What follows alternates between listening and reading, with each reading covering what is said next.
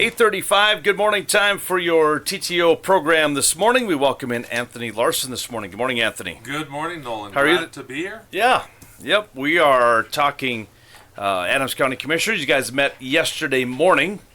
We did, and I just want to note last month I didn't realize I was being recorded video, so I took off the bib overalls. Oh, there you go, yeah. So now I'm... we should probably tell people that before. Well, I didn't realize till after the fact, but I had my farm clothes on. Hey, you know what? Today I dressed a little differently, so put my commission clothes on. There you go. There. Well, you got some meetings coming up. We could talk about those after a bit. But. Sure.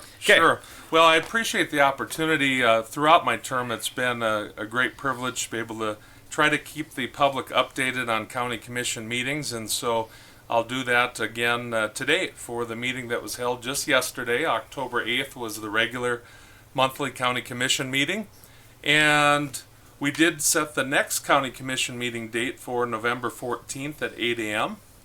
so folks can put that on their schedule. Would like to thank the people that were in attendance. We did have some guests, some members of the public that were there, and so certainly appreciate that and invite people at any time to participate in their county commission meeting.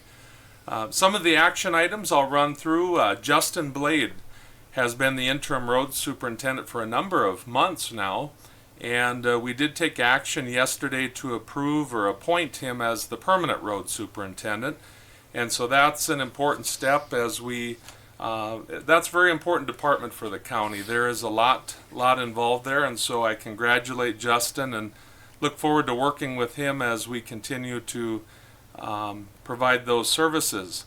Sarah Chadwick was appointed to the Planning Commission for the county, and she replaces Howard Nelson. Howard, if he's listening, I certainly want to give him a shout out. Certainly we all see his activity for many, many years throughout Adams County as a county commissioner and so many other things. Howard and Sandy both being very active, and so thank you, Howard, for your service on the Planning Commission, and want to welcome Sarah Chadwick as the new appointee to that position. Also on that same note, I believe Lenny Jacobs was a county commissioner, right? He was. And he just passed away. Oh. Yeah, I just got the funeral announcements on Lenny. Passed away on Monday. His funeral will be on Monday the 14th at Sacred Heart Church in Reeder. So, yeah, I know he was, I think when we first moved down here, I think he was county commissioner when Cheryl was hired. And he spent quite a few years as a county commissioner. So, yeah, a lot of dedicated folks. And I know from a personal standpoint, my appreciation for the work county commissioners do is much greater, having been one now. And so... shout out to all past county commissioners, and certainly condolences to Lenny's family. Aspen Lenning from the Extension Office presented to the Commission, gave an update on a variety of things. Many probably have seen the public announcement with the anthrax case. There was one, and Aspen did indicate that there's only one at this point confirmed in Adams County for this year. There's going to be a Ranching for Profit school on January 10th through the 11th in Reeder that people can start thinking about, and probably the piece she was most excited about is that she has hired a new administrative assistant. So she has help again. There you go. And so it's certainly been a challenge without that position being filled, but thankful that now is filled going forward. Sheriff Fisher was at the meeting this month. It was great to see him there. Provided some information on the department as a whole. We had some discussions about a memorandum of 911 fees that was approved by the commission. And then probably many have seen the new sheriff's vehicles. There's two new sheriff's vehicles that are out and about now. They're equipped, and they are replacements for the two 2014 Explorers that used to be running around. And Sheriff Fisher did indicate that likely here in November they will be selling those two vehicles as surplus. So keep an eye out for that if you want a police vehicle. There you go. If you want to sit alongside the road and just freak people out. There you go. Probably the decals, or definitely the decals, and the lights won't be there. They'll be taken off, in any event, that was a nice addition.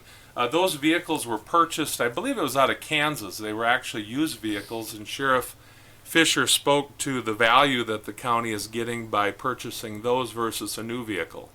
And so glad that that's working out well to this point. Michelle Gaylord, she's of course our new emergency manager, new and old. Michelle served a number of years previously and then returned to that position September 1. And she had provided some information, and we talked quite a bit about the generators that are within the community, some of the maintenance and warranty issues that are being dealt with and need to be arranged, and also the emergency fire restriction. Certainly, if anybody is watching the news at all, we certainly are seeing that severe fire threat locally. It's just crazy. And so with that being said, there are fire restrictions, and I think common sense should prevail. We've got hunting season coming. I did hear a landowner just yesterday say, nobody's driving around in my land hunting, and I think we and hunters should respect that as well, just with the tremendous threat that exists. I've got friends up by Watford City that, in following their story over several days of wondering if they're going to lose their buildings and house, and you know, as it turns out, they lost a lot of pasture for their cattle, but we don't need that. No. Nobody needs that, and so please be very mindful of those restrictions that are in place. Billy Dorr with Bros Engineering was in and gave an update. We spent quite a little time talking about the Country Club Road project. That project is budgeted for 2025. So that road, the plan is to bid that in the spring, to bid that road along with the Black and Blue Road project. Both of those roads will get milled up in 2025. And then I expect that for the Country Club Road that there will be budgeting for 2026. It would put a surface back on top, but it would remain a gravel road for a year. And a couple of the items that were discussed, and there needed to be some decisions by the commission, were in one section of the road toward the south end, there's an area where the snow drifts in really bad due to the topography along the edge. And so if some of that soil is going to be removed to do the slight widening on the road, then Southwest Water has a pipeline that would need to be relocated. And so that cost was estimated in the $50,000 to $75,000 range. But that would be necessary to mitigate some of the snow drifting issues. And then the other issue that Billy brought forward was related to wetlands. So for anybody that's driven along that road, you know, there is a significant amount of area along the road with cattails where the creek kind of winds through. And with projects like that and the rules, government being involved, when there's wetlands, you have to mitigate that. So Billy had described a couple options that we would have. One is that we could mitigate it by making a permanent easement, or as the road project's completed, do some permanent, basically construction, so that there is an equivalent amount of wetland when it's done, as compared to before the road project. The second option, which is the cleaner, and the option he recommended, is that as a county we could purchase credits from Ducks Unlimited, whereby basically it would be $82,000 would be the cost, and then those dollars go to Ducks Unlimited, and then they develop wetlands other places. So then the wetland is removed from the road, which is a much healthier situation, and a person knows the cost in that case. And so the direction given to Billy as they continue to prepare for the bidding process is that that would be the option that we would prefer at this point in time. So once again, that project, as well as the Black and Blue Road, which is the road that goes northeast of Lemon past the rodeo grounds for about 3 miles, those projects will be bid this spring and expect to be completed in 2025. All right. Justin Blade, the just appointed permanent road supervisor at the meeting, was in. He gave an update. Would like to mention county ditch mowing. I think landowners in general are very good and certainly the weather has been favorable other than the dry conditions and Yeah. wind that people certainly need to be careful of. But the current policy of the county is that October 1 is when landowners need to have their ditches mowed. And so appreciate the efforts that have been made there.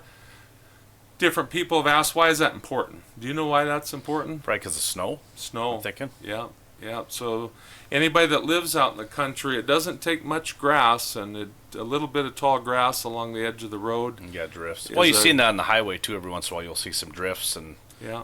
see a weed or something that just, yeah. It's a snow So it makes fence. sense, yeah. It's a living snow fence, and Yep. so it really helps if that snow can just blow smoothly over the road. And so appreciate everybody's effort on that as well. Two of the larger items were next then on the agenda, and they had to do with the Public Works Agreement. And as we've talked previously, there have been a lot of rumors floating around the community that there's a desire to disband or tear apart the city and the county, and oftentimes you can understand where rumors start, even though they're not true. But once again, I just want to reiterate that three of the agreements, the auditor's agreement, the police and sheriff's agreement, and the tax director's agreement, were all approved in June and July of this year for the year 2025. So those long-standing agreements continue. The mayor signed them in August of this year. So all of that's been in place. There's been absolutely no discussion to terminate that. We all realize, I think that, at least I do, that we have to work together. Our resources are limited, both financially, people-wise, so we must work together. So in any event, some of the information that was shared wasn't correct at all. That was approved. And then the last remaining relationship or shared services is Public Works Agreement. With that being said, we did have, basically there was two agreements that we acted on yesterday. The first one was the Public Works Agreement to cover the period from October 11th through the end of the year. So you may ask, well, October 11th, that seems like an odd time to start an agreement. Well, what necessitated that was a resolution that the commission passed on April, back at the April meeting.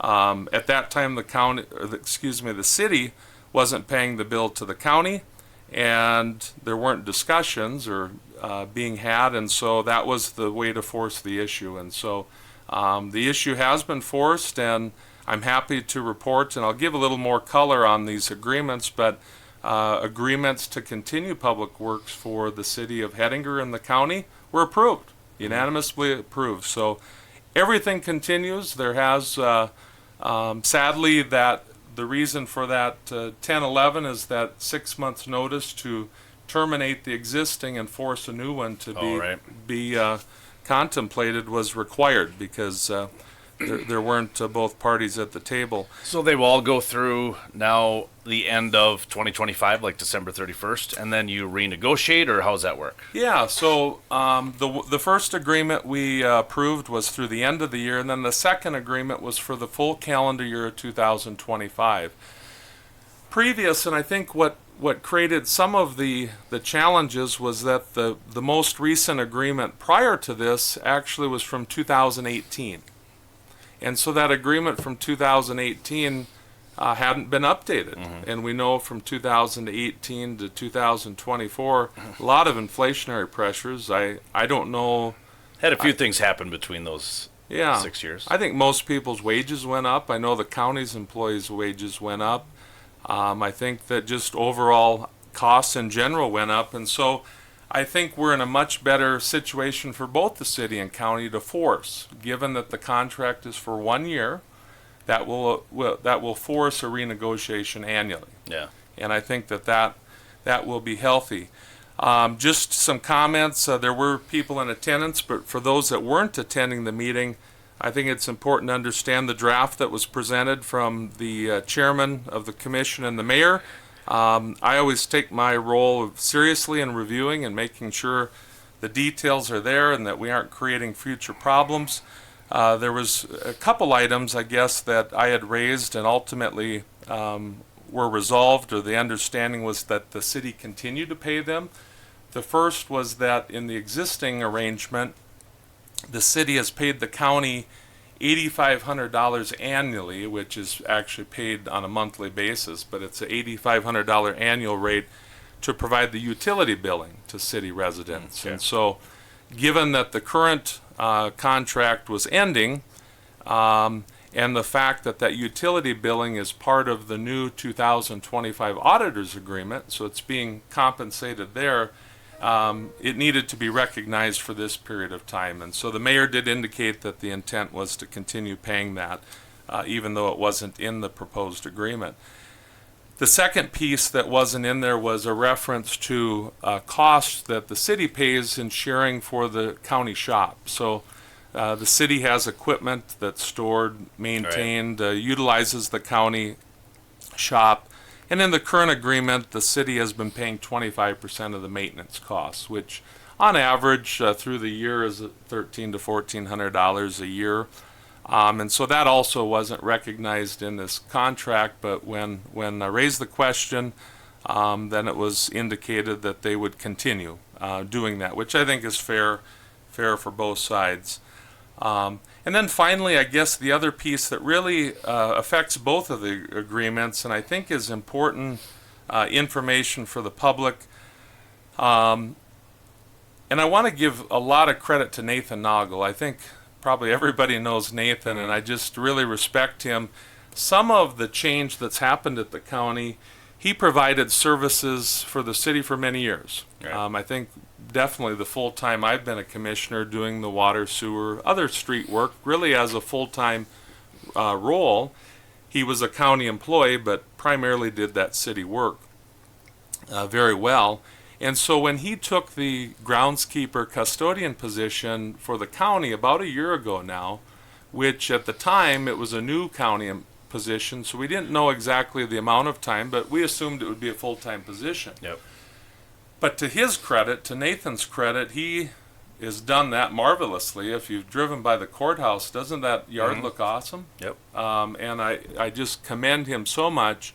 So not only has he done a great job with that, but he's still had the time. He's working efficiently there to keep the water and sewer taken care of for the city. And so he will continue to be that primary person. And in this contract, it's estimated that he would provide about 9 hours a week on average to do that. So in the past he was pretty much full-time city, and now he would provide 9 hours given that he's doing all the groundskeeping and custodian. So the question then is, how about the rest of the services? Recently a business owner asked me about sweeping the streets. There you go. All of the other functions, right? Yep. And so alleyway maintenance was an issue earlier this year. And so, you know, when I asked the mayor, well, the commission chair had the road department supervisor reviewed this agreement, the answer was no. And as I've done some research about this, you know, and I expressed at the meeting yesterday, it's not that the county doesn't want to fulfill those roles. You got to have the bodies to do that. Yeah. And so I struggle with the county committing to do something that they don't have the people to do. And so I just want the public to be aware of that. Currently, the road department has 5.5 operators, plus half a FTE. Gene Dix is half office manager. Okay. So 5.5. And then if you take 9 hours for Nathan, if you add that in, you've got about 5.75 FTEs. And so what are those people responsible for? Specific to the county, there are almost 200 miles of unorganized township roads that they have to maintain. Oh, wow. The county itself has over 300 miles of road, farm to market, road and bridge roads. That's from here to Fargo. 21 That miles seems like- of those are surfaced. So the combination of unorganized townships, which the county is responsible for, and the county roads comes up to over 500 miles of road. Wow. Okay? It's a lot. That's a lot of roads. Yeah. That's a lot of roads. In addition to that, the agreement with the Public Works is to take care of Public Works for the city of Hettinger. And that's with 5.75 FTEs. So The commission chairman yesterday basically said that the road superintendent hadn't reviewed the agreement or provided input to that, but he basically said that if the road department's ordered to do this work, they'll do it. Mm-hmm. And I appreciate that sentiment, but they have to have the resources. Yeah, exactly. As an example, our neighbors to the east, the city of Lemon, just Lemon has 5 public works employees, 5 FTEs. Wow. We're dealing with 5.75 for all of the county plus the city. Bowman has 4 public works employees. Okay, so the reason I share that is that there is a public works contract in place, but I do want the public to understand and appreciate the primary role of county employees is to take care of the county. Right. And I think it's very realistic that the city will need some additional help, depending on how much maintenance and work they truly want done. So that's just a little bit of update there. Also, I should mention regarding staffing, today, Dale Becker resigned from the road department. Oh, okay. So that's a real hot off the press. He provided his resignation to the road superintendent this morning. Certainly want to thank Dale Becker for many years of service to the county, but there too puts a little bit more pressure on the Right. situation. So I had mentioned 5.75 FTEs. Now we're down to 4.75 FTEs. We know it's tough to hire, and so I'm of the opinion that the county needs to be responsible for the county first and foremost. Yep. And likely the city will need to do the same. It's also important to note that the county has drafted an agreement whereby the city could definitely hire somebody and run it through the county. Certainly to have one employee, there's a lot of hurdles and issues that go with that, but the county is more than willing to facilitate payroll, benefits, all those types of things if the city does go down that path in the future. But the moral of the story, public works agreements approved. The shared services that many were concerned with based on false information is continue through 2025. And the reality is that if they ever end, we've got big problems because as long as they're fair, they can be mutually beneficial to all people in Adams County. And that's been my goal, and I think we've gotten there.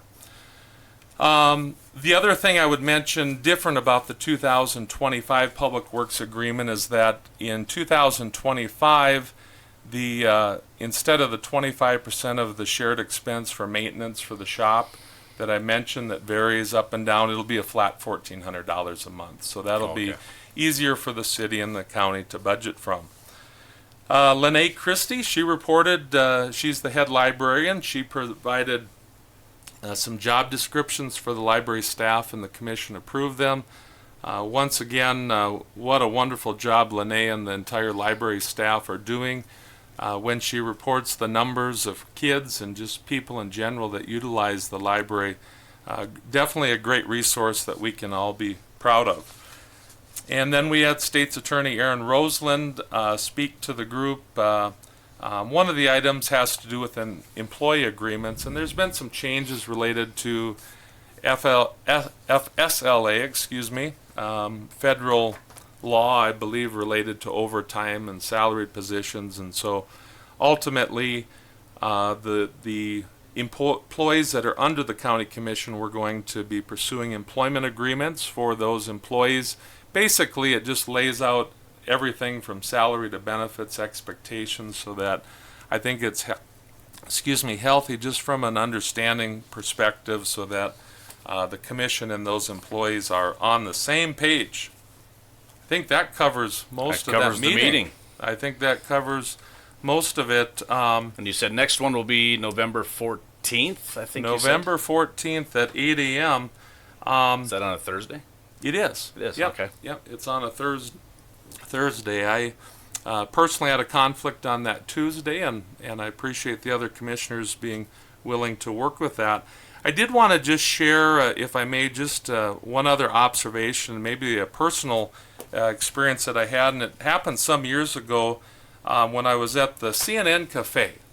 And I always enjoyed spending time with the farmer bunch in the morning having coffee, and you might not be surprised, but there was a lot of gossiping going on, and I would sit there thinking, if I don't say anything, then I'm okay. Yep. I'm not being part of the problem. And more I thought about it, I thought, I really should be defending these people that are getting torn apart if I'm going to be here. And so ultimately, I just chose not to go. But in that spirit, I just want to challenge the public if we're part of the problem or we're part of the solution. And I think healthy communities have less of that than more. And so when we hear information, different people have said, well, I didn't think you would say that, or I didn't think you would think that. And many people have actually contacted me, Nolan. Just last night I had another contact, this is the rumor, is it true? I really respect those people. Oh, yeah. They are a healthy dynamic of a community. And we all fall into that trap from time to time, but I did want to just encourage the public in general. When you hear things, first off, just verify it, right? Yeah. Don't just repeat or spread things that, especially if you don't think it's true. Right. And what are some opportunities specific to county commission? I just wanted to educate the public just a little bit. The county has a great website, Adams County ND. And so on that website are all of the county commission meeting minutes. I believe the city council's on there as well. But that's one place to get information. Andy Rail with the Adams County Record, he records the meetings, the county commission meetings, and typically tries to put them on YouTube as timely as possible. Personally, I contributed $500 for their camera because I believe that the public needs to be informed and there should be transparency. So that's another avenue. My phone number is 701-928-1240. I provide that. I'm happy to take calls, answer questions at any time, and I assume the other commissioners would as well. So if you want to know the truth, certainly related to the county commission, that's a good place to go. This TTO program is a great forum. I've been trying to actively provide updates with the meetings throughout my term. Appreciate that venue. The county auditor, if there's questions about agreements, these agreements for the county and the city, they're public information. So it does take just a little bit of effort, but I would just challenge people, instead of being part of the problem, be part of the solution. Be part of the solution for a healthy community. Confirm information. Don't assume it's accurate. Make sure that what you're sharing is factual. And I think that we're all a better place. Couple other events that are coming up on October 23rd. I see some posters out. I haven't heard it on the radio yet, but Farm Bureau is hosting a commissioner candidate forum. Oh, yeah, we haven't got nothing on that. You haven't got anything yet? Nope. So I will encourage that. I'm a member of the Farm Bureau, but so they are going to have a candidate forum at the Country Club. Okay. So that'll be an opportunity for the public to ask questions.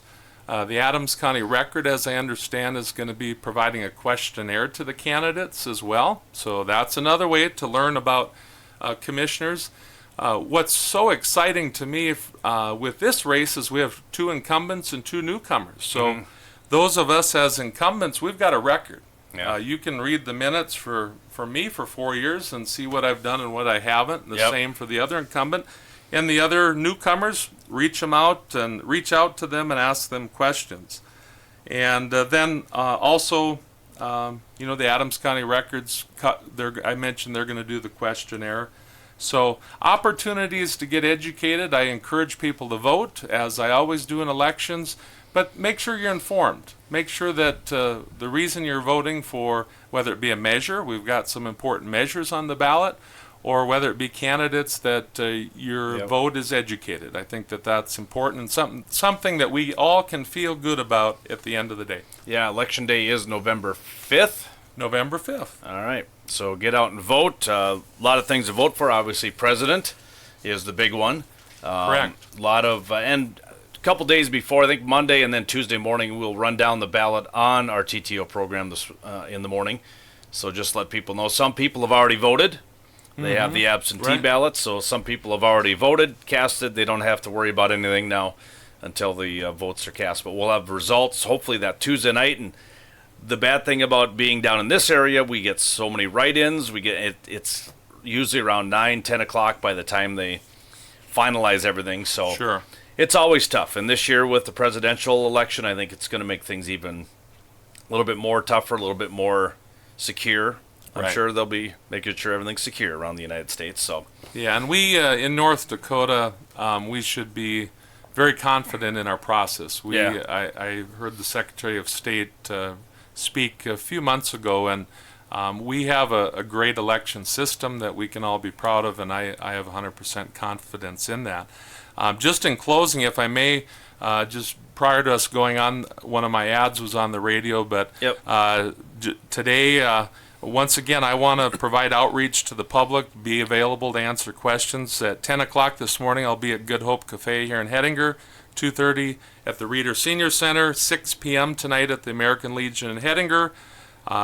Tomorrow, Thursday, 7 a.m. at the American Legion in Hettinger and 2:30 at the Red Barn Bakery in Lemon. And then finally on Friday at 10 a.m. at the Peacock here in Hettinger. Last night was in Lemon at the Okay. Legion, had a excellent turnout, excellent discussion. And I think that that's something, irregardless of the elections.